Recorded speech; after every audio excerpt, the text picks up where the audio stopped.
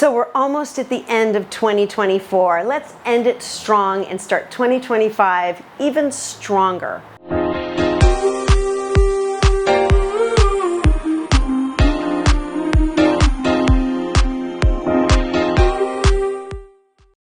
So here's a few ideas, some suggestions for ways to do that. Create a contract with yourself. Writing it down, being accountable to it. If you happened to do that last year, taking a look at this is perfect time. What haven't I achieved? What do I still want to achieve? We still have time. What are the things that worked great for me? What didn't? Looking through that, I always like to say, get an accountability partner. I've signed a lot of these contracts for people so we can look at it and say, are you achieving the things that you want to achieve? Taking a look at your casting profiles. We tend to forget about those, right? Out of sight, out of mind. No, make sure they reflect who you are now, what you're doing now. They're updated with your sizes, with any of your special skills, with anything that you've shot recently. You want to update it with those things as well. We'll forget, we'll let it go fallow. So, do you have new skills? And if you don't, did you really not get a new skill in 2024? Come on, a new accent, a new sport. There's so many things that we don't think about that could put us over the edge. Maybe you learn to roller skate or kayak. By the way, if you learn any of these new skills, make sure to get footage of yourself doing it. You don't want to be up for a big rock climbing roll and then go, I've got to go out to Joshua Tree and get footage of this. They're not going to believe it if they can't see it. And it also could be something that becomes one of your things. I was working with an actor who was playing a surfer in a movie, and I said, you should learn how to surf. And he's like, well, I'm not going to be surfing in the movie, so I don't need to learn how to surf. And then the director who came on board said, you need to learn how to surf. And then my husband started taking him surfing. He's an instructor for a lot of outdoor things. And he became an amazing surfer, or at least he loved it. He became he got the stoke. And so now he's got a new sport, and he got to do it in the movie as well. So get a new skill, get a new hobby, get a new passion, an instrument. You don't have to play great, you just have to play well enough so people watching think you're playing it. During the pandemic, roller skating seemed to be like the thing. People got Taft-Hartley'd because they could roller skate. I know somebody Taft-Hartley'd because they could play the tuba.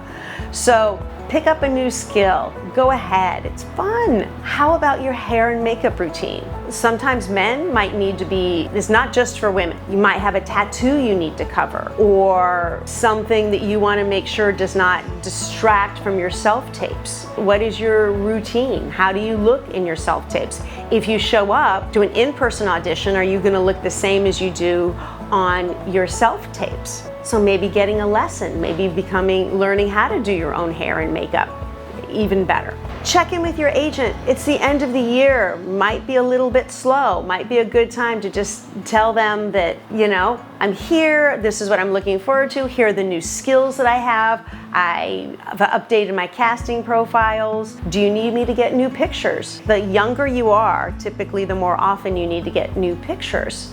Making sure that they look like you. If you've had a drastic weight change, physicality change, hair change, it might be time to get new photos. There might be a new part of your personality that you want to emphasize a little bit in some of your shots. If you're going to be going away for the holidays, really important to book out with your agents and your reps. Let them know that you're going to be gone, or maybe you're going to be in New York, or you're going to be in Florida, or you'll be somewhere that you're not typically, but you can be a local hire there. So make sure that they know. Nothing's more frustrating for them than working really hard to get you something and you're available and then you're not available. So the best way to get a job, buy a plane ticket.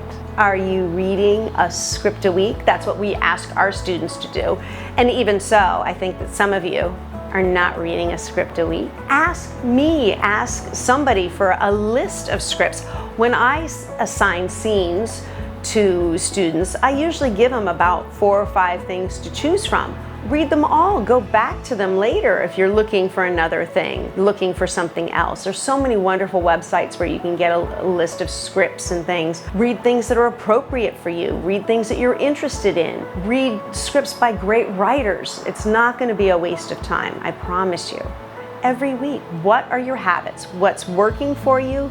what's not working for you, you've got to put the time, the energy, and the passion into your career. It's not going to happen without that. So really, enjoy it. Sometimes it can get frustrated. I heard somebody say, survive to 2025. No, I want you to thrive to 2025. I want you to enjoy this wonderful journey of being an artist. It's the best profession you could ever hope for, I think, So work it. Don't sit back and wait for the jobs to come to you. Did you make a new networking opportunity?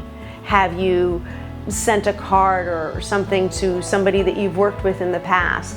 A casting director who is a fan of yours, an agent, anybody that has been important to you in your career. Give your favorite acting teacher a nice review. Just get out there, finish this year strong, and look forward to the new year. And I hope you're so busy working that you'll barely have time to like and subscribe and comment. If you've got a way to end the year strong that I haven't mentioned, please let me know. I love all of your suggestions. And when you're ready to do what you came here for, join us for a class, in person or online. Are we rolling still?